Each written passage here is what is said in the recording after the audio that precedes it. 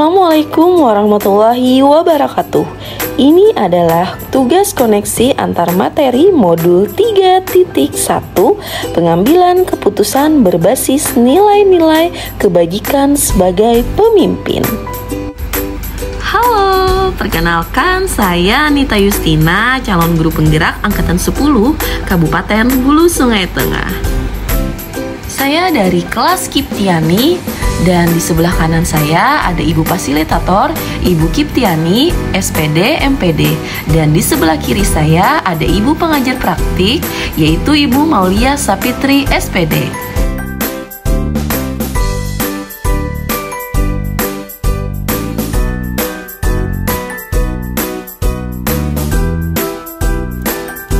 Bacalah kutipan ini dan tafsirkan apa maksudnya. Mengajarkan anak menghitung itu baik, namun mengajarkan mereka apa yang berharga atau utama adalah yang terbaik. Teaching kids to count is fine, but teaching them what counts is best. Bob Talbot. Dari kutipan tadi, apa kaitannya dengan proses pembelajaran yang sedang Anda pelajari saat ini?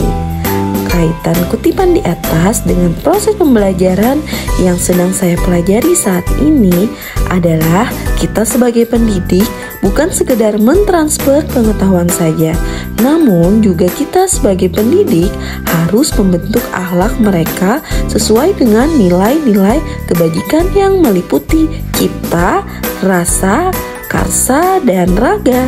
Dengan demikian, anak akan mampu berkembang dengan baik sesuai dengan kodrat alam dan kodrat zaman. Pertanyaan selanjutnya, bagaimana nilai-nilai atau prinsip-prinsip yang kita anut dalam suatu pengambilan keputusan dapat memberikan dampak pada lingkungan kita? Jawabannya, prinsip kita anut dalam pengambilan keputusan yang dapat memberikan dampak pada lingkungan kita adalah dengan cara menggunakan 4 paradigma, 3 prinsip, dan 9 langkah pengambilan keputusan, sehingga hasil keputusan dapat dipertanggungjawabkan dan nantinya keputusan yang diambil akan memberikan dampak yang positif bagi lingkungan kita. Bagaimana Anda sebagai seorang pemimpin pembelajaran dapat berkontribusi pada proses pembelajaran murid dalam pengambilan keputusan Anda? Jawabannya, sebagai seorang pemimpin pembelajaran, kita harus peka terhadap permasalahan yang terjadi di sekolah dan memiliki kemampuan dalam mengatasi masalah tersebut yang sesuai dengan dasar pengambilan keputusan, yaitu dengan berpihak pada murid. Dengan demikian, secara tidak langsung, kita telah memberikan contoh dan teladan kepada murid bagaimana mengambil keputusan yang bijak, arif, dan bertanggung jawab. Perhatikan kutipan ini. Menurut Anda, apakah maksud dari kutipan ini jika dihubungkan dengan proses pembelajaran yang telah Anda alami di modul ini? Jelaskan pendapat Anda. Modul ini mengajarkan kita bagaimana kita menjadikan murid-murid kita menjadi berperilaku etis melalui pengambilan keputusan yang bersumber pada nilai kebajikan universal, berpihak pada murid, dan bertanggung jawab. Rangkuman kesimpulan pembelajaran. Bagaimana filosofi Ki Hajar Dewantara dengan Pratap Triloka memiliki kaitan dengan penerapan pengambilan keputusan sebagai pemimpin? Pratap Triloka yang dicetuskan Ki Hajar Dewantara mengajarkan kita dalam proses pengambilan keputusan. Dari adanya Pratap Triloka ini, sebagai pemimpin, kita bisa memberikan contoh yang baik bagi murid. Bagaimana kita menerapkan keputusan yang bijak, menerapkan kerukunan, dan bisa mendorong murid menjadi lebih baik. Bagaimana nilai-nilai yang tertanam dalam diri kita berpengaruh kepada prinsip yang kita ambil dalam pengambilan suatu keputusan. Nilai-nilai yang tertanam dalam diri kita yaitu mampu menciptakan pembelajaran yang berpihak pada murid, seperti mandiri, reflektif, kolaboratif, inovatif, serta berpihak pada murid. Nilai-nilai tersebut dapat menjadi sebuah dasar dalam mempengaruhi pengambilan keputusan sesuai dengan situasi yang dihadapi dengan penerapan 3 prinsip pengambilan keputusan. Bagaimana materi pengambilan keputusan berkaitan dengan kegiatan coaching atau bimbingan yang diberikan pendamping atau fasilitator dalam perjalanan proses pembelajaran kita, terutama dalam pengujian pengambilan keputusan yang telah kita ambil. Apakah pengambilan keputusan tersebut telah efektif? Masih adakah pertanyaan-pertanyaan dalam diri kita atas pengambilan keputusan tersebut? Hal-hal ini tentunya bisa dibantu oleh sesi coaching yang telah dibahas pada sebelumnya. Pengambilan keputusan sangat berkaitan dengan coaching. Dengan coaching, kita bisa mengidentifikasi masalah-masalah yang timbul. Maka kita bisa menentukan pemecahan masalah. Sementara setelah itu kita pakai 3 prinsip dan 9 langkah pengambilan keputusan untuk menentukan keefektifan keputusan yang kita buat. Sehingga dari gabungan metode tersebut, maka kita akan menciptakan keputusan yang terbaik dan dapat meminimalisir dampak negatif yang timbul oleh keputusan kita dan bisa berpihak pada murid. Bagaimana kemampuan guru dalam mengelola dan menyadari aspek sosial, emosionalnya akan berpengaruh terhadap pengambilan suatu keputusan, khususnya masalah dilema etika. Sebagai seorang pendidik, guru harus mampu memahami dan menganalisa kebutuhan belajar muridnya. Guru harus mampu mengelola kompetensi sosial dan emosional yang dimilikinya saat mengambil sebuah keputusan sebagai pemimpin pembelajaran. Ketika pengelola sosial emosional itu dapat terkontrol, maka akan timbul keputusan yang jernih tanpa tercampurnya sebuah emosi atau ego diri, sehingga dari pengelolaan sosial emosional itu maka tercipta sebuah keputusan yang dapat berpihak pada murid. Bagaimana pembahasan studi kasus yang fokus pada masalah moral atau etika kembali pada nilai-nilai yang dianut seorang pendidik? Studi kasus yang fokus pada masalah moral dan etika harus didasari nilai-nilai yang dianut seorang pendidik, berupa nilai-nilai kebajikan yang bersifat universal seperti keadilan, keselamatan, tanggung jawab, dan kejujuran. Bagaimana pengambilan keputusan yang tepat tentunya berdampak pada terciptanya lingkungan positif, kondusif, aman, dan nyaman. Hal yang harus kita lakukan adalah mengenali terlebih dahulu kasus yang terjadi, apakah kasus tersebut termasuk dilema etika atau bujukan moral.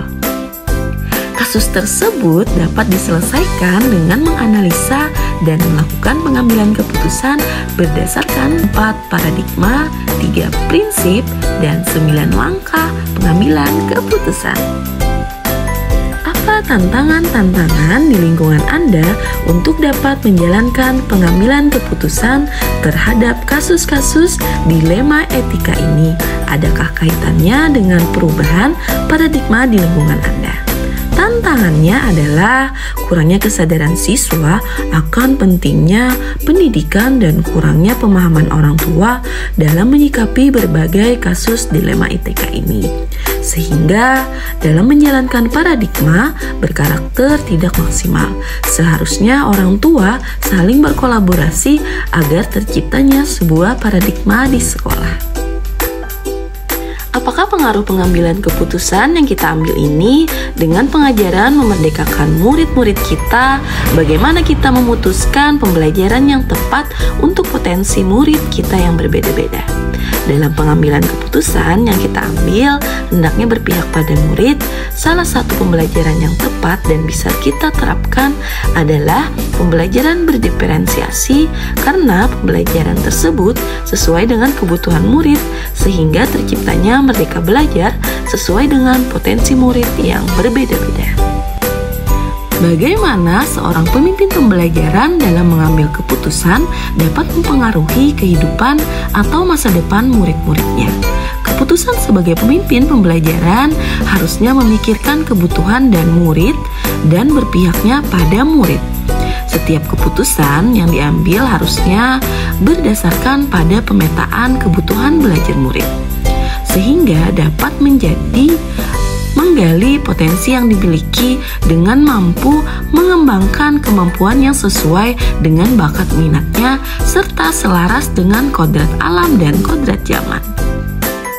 Apa kesimpulan akhir yang dapat Anda tarik dari pembelajaran modul materi ini? Keterkaitannya dengan modul sebelumnya. Kesimpulan yang dapat ditarik dari pembelajaran ini adalah pengambilan keputusan sebagai pemimpin yang hendaknya berpihak pada murid yang berdasarkan nilai-nilai kebajikan universal. Dalam melaksanakan proses pendidikan, seorang pendidik harus mampu melihat dan memahami kebutuhan belajar muridnya, serta mampu mengelola kompetensi sosial dan emosional yang dimiliki dalam mengambil sebuah keputusan sebagai pemimpin pembelajaran. Untuk dapat mengambil sebuah keputusan dengan baik, maka keterampilan coaching akan membantu kita sebagai pemimpin pembelajaran untuk mendeteksi suatu masalah dan dapat menyelesaikannya dengan prinsip serta 9 langkah dalam pengambilan keputusan. Sejauh mana pemahaman Anda tentang konsep-konsep yang telah Anda pelajari di modul ini, yaitu dilema etika, bujukan moral, 4 paradigma pengambilan keputusan, 3 prinsip pengambilan keputusan, dan 9 langkah pengambilan dan pengajuan keputusan. Adakah hal-hal lain yang menurut Anda di luar dugaan? Dilema etika adalah sebuah kasus yang mana pelanggarannya itu tetap diberikan sanksi namun tidak melanggar hukum negara. Sedangkan bujukan moral, sebuah kasus yang mana pelanggarannya itu termasuk dalam hukum negara. Paradigma dilema etika terdiri dari individu lawan masyarakat, rasa keadilan lawan rasa kasihan, kebenaran lawan kesetiaan, dan jangka pendek lawan jangka panjang. Selanjutnya, prinsip-prinsip dalam pengambilan keputusan yaitu 1. Berpikir berbasis hasil akhir atau ends-based thinking. 2. Berpikir berbasis peraturan atau rule-based thinking. 3. Berpikir berbasis rasa peduli atau care-based thinking. 9 langkah dalam pengambilan keputusan yaitu 1. Mengenali bahwa ada nilai-nilai yang saling bertentangan dalam situasi ini. 2. Menentukan siapa yang terlibat dalam situasi ini. 3. Mengumpulkan fakta-fakta yang relevan dengan situasi ini. 4. Pengujian benar atau salah meliputi uji legal, uji regulasi, uji intuisi, uji publikasi, dan uji panutan. 5. Pengujian paradigma benar lawan benar. 6. Melakukan prinsip resolusi. 7. Investigasi opsi trilema. 8. Buat keputusan. Dan 9. Lihat lagi keputusan dan refleksikan. Dan terakhir, hal-hal lain di luar dugaan adalah dalam melakukan pengambilan keputusan masih ada kaitannya dengan pembelajaran modul sebelumnya. Sebelum mempelajari modul ini, pernahkah Anda menerapkan pengambilan keputusan sebagai pemimpin dalam situasi dilema etika? Bila pernah, apa bedanya dengan apa yang Anda pelajari di modul ini? Jawabannya, belum pernah. Namun setelah mempelajari modul ini, saya sudah memahami dan menerapkan pengambilan keputusan dengan menggunakan paradigma dilema etika, prinsip-prinsip, dan 9 langkah pengambilan keputusan. Bagaimana dampak mempelajari konsep ini untuk Anda? Perubahan apa yang terjadi pada cara Anda dalam mengambil keputusan sebelum dan sesudah mengikuti pembelajaran modul ini? Pembelajaran pada modul ini sangat berdampak bagi saya, terutama perubahan pada pengambilan keputusan. Awalnya saya merasa setiap keputusan yang saya ambil terasa tergesa-gesa tanpa memikirkan dampak negatif atau positifnya. Kira itu baik bagi murid, maka saya lakukan. Namun setelah mempelajari ini, saya merasa perlu berhati-hati di setiap keputusan agar bisa berdampak bagi siswa dan lingkungan sekitarnya. Seberapa penting mempelajari topik modul ini bagi Anda sebagai seorang individu dan Anda sebagai seorang pemimpin? Menurut saya sangat penting karena kita sebagai seorang individu atau pemimpin bukan hanya di sekolahan saja, namun di masyarakat juga kita sebagai seorang individu atau pemimpin harus dapat mengambil sebuah keputusan yang berdasarkan nilai-nilai kebajikan dan setiap keputusannya dapat dipertanggungjawabkan. Sekian, terima kasih.